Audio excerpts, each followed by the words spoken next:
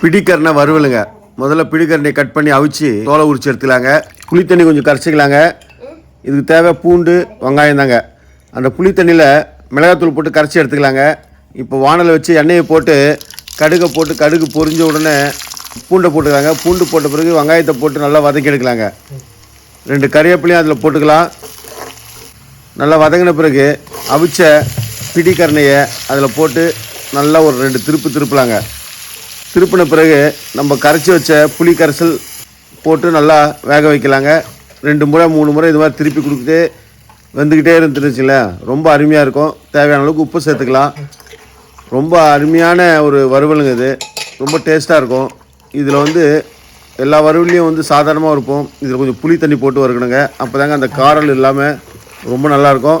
இந்த மாதிரி ஒரு முறை செஞ்சு பாருங்கள், சாப்பிட்டு பாருங்கள், ரொம்ப அருமையாக இருக்கும். பாருங்கள், அவ்வளோ ட்ரையான பிறகு எடுத்து சாப்பிட்லாங்க.